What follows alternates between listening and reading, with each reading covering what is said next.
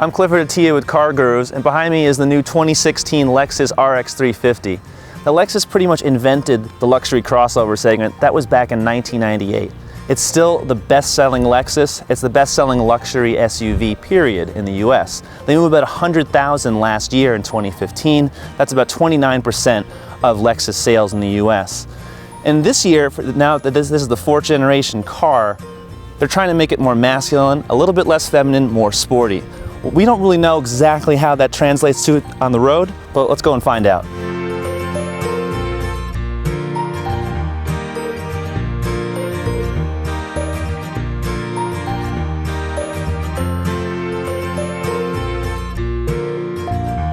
So you don't hear much inside the RX because everything is sealed really well. Both front windows are double paned. That's typically what you first saw in a Mercedes S-Class, and now it's trickled down to here. This car was already really quiet. The last one, it was one of the quietest vehicles in the class, but they had to make it quieter because that's what you do with every vehicle generation. Everything has to have an on the end of it, so it definitely is more powerful as well. Now this 3.5 liter V6 makes 295 horsepower and 267 pound-feet of torque. It's mated to an 8-speed automatic transmission. It's pretty good for the most part. When you start off, it's a little bit jumpy, almost as if the car is really wanting to accelerate quickly, but then it smooths out really nicely. It's got a couple of selectable driving modes. Right now we're in normal. If you throw it into sport, the steering, the weight of it gets a little heavier, the throttle gets a little more aggressive, but it's not really anything that you're wowed about. The F-Sport versions have another version called Sport Plus, and that's supposed to basically tighten up the car even more. And the last mode that we're on is Eco mode, and that really dulls the throttle response. It's trying to get you to drive smoother and slower. I usually don't like vehicles that do that because when you really want the response, you really have to dig into the gas pedal almost all the way down to the floor. So that's not really, it's quite uncomfortable actually. So we leave it in normal for the most part, and the car responds just fine.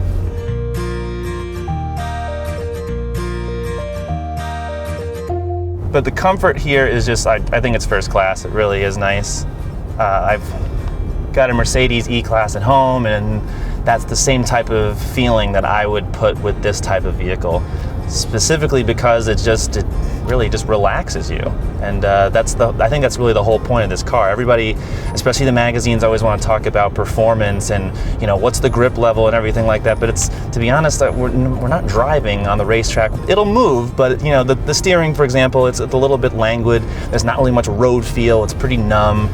The whole point of this vehicle is just isolating. So even though Lexus has made some improvements in that area, you don't really feel that this is trying to be something it's not.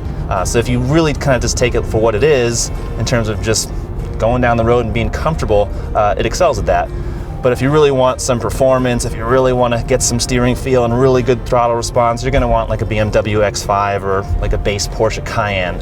You're not going to shop for a Lexus, even if it's the F-Sport version. You're not going to want this car.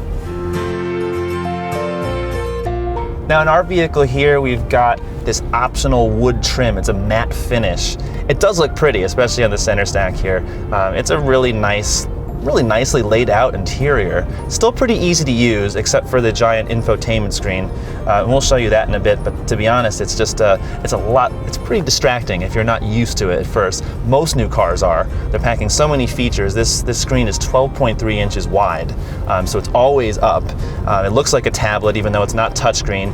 The only thing you can use is just this rotary, not a rotary, but it's like a mouse-like controller. It's quite sensitive. You can adjust the sensitivity. I've gotten used to it now, having the car for about a week, but it really requires some patience and also your eyes away from the road to really see if you've selected what you think you selected.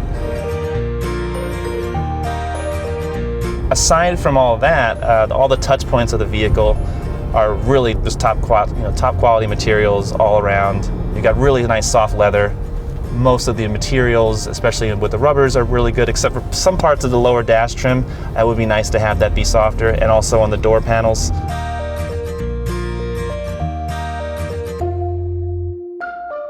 But this vehicle, you have to remember, it starts at just under $43,000 for the front-wheel drive car.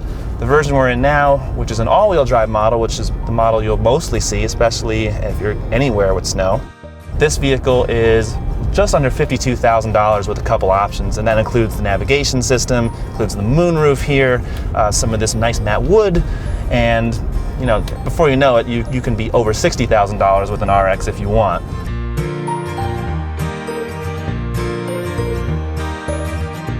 One gripe I have about this steering wheel, even though it's quite gorgeous on this car, we have some brown and black leather, it's nicely padded. You have an option for the heated part, and Lexus only just puts the heating elements by basically by the 9 and 3 position. So as soon as you go up on the wheel, say if you're a 10 and 2, you don't have any heating. And I'm not really sure why they do that, because you can go into a Jeep Grand Cherokee, and even with wood trim on the rim, the whole thing is heated 360 degrees. So that's just a small gripe, but I guess you could just wear gloves and not deal with it. Now, our car is equipped with Lexus Safety System Plus, and that's a suite of driver assistance systems that basically scan the road ahead. You've got forward collision alert, automatic braking, it's got lane departure warning, active lane control, which will actually keep the wheel in the lane, especially when you're on the highway. I found that to be quite useful at lower speeds, say if you're like in rush hour traffic. It's just over $600 for the whole package of suites, which makes it one of the lowest priced active safety options you can get out there. So you get a lot of assist features with that price. It's not really totally accurate, so if you try to take your hands off the wheel for too long, it's going to buzz at you, it's going to warn you, it's going to sound alerts. So it's not really meant to be a full autonomous driving system, but it will let you do it for a few seconds here and there. Behind the rear seats, there's 18 cubic feet of space. And what's especially new this year versus the previous generation RX, it's 4.7 inches longer, and that means you get 1.9 inches of additional wheelbase. So the back seat is roomier than before. And I'm telling you that when you try to fold the seats down, it's very easy. You go right in the trunk, pull these two tabs, they go right down. There's another option to have them be power folding, but you don't really need that.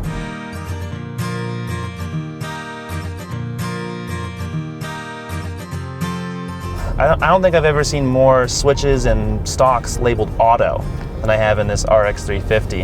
I've counted about 8 so far. You've got auto high beams, automatic headlamps, of course automatic climate control, but you've also got automatic climate seats. That's an option, the heated and ventilated front seats, but when you first apply them, the vehicle will actually switch on the seats to the desired setting it thinks you want based on the temperature. So that's kind of interesting. But of course, they're also 3-stage adjustable, so you can take it out of the auto situation as well. There's also an automatic hold on the parking brake, which means that when you come to a stop, you can take your foot off the brake, but you're still in drive.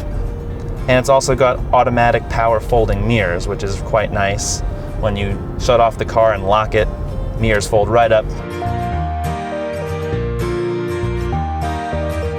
Also, a really good safety feature of the RX, which you hardly see on any vehicle, are rear side airbags. I'm not talking about the full-length head curtain airbags that are for the first and second rows in all cars, but rear side airbags just like you have in the front, which are usually seat mounted. And those are not federally mandated, but the RX, the 2016 model, is one of about just a few dozen cars on sale in the United States that actually have that feature. So there's more airbags, which ultimately is definitely a better thing. But that's not something you'll find even on most luxury vehicles, especially not standard.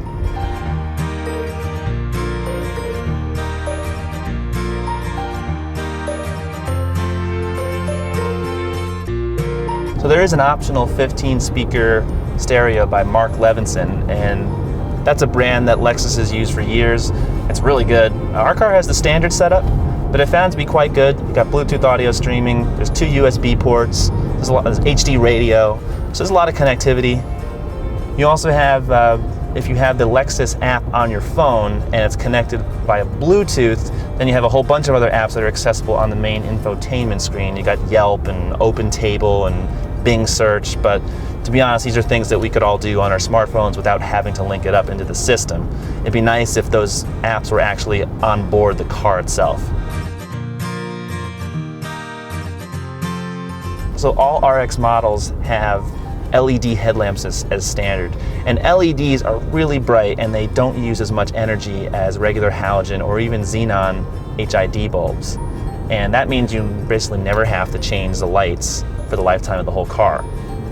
Plus they're super bright, so that's both low beam and high beam. Now some of the extras that you can get Lexus puts them in kind of these three kind of jeweled looking reflectors, if you so incline, and that's another option.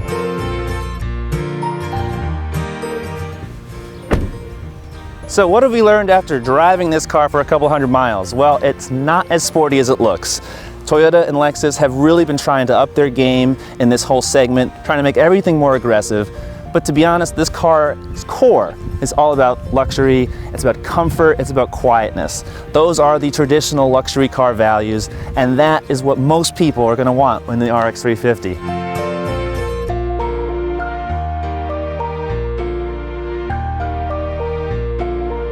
If you'd like to know more about the RX 350, check out my review on CarGurus.com. If you want more car videos, hit the subscribe button right here on YouTube, leave some comments, and thanks for watching.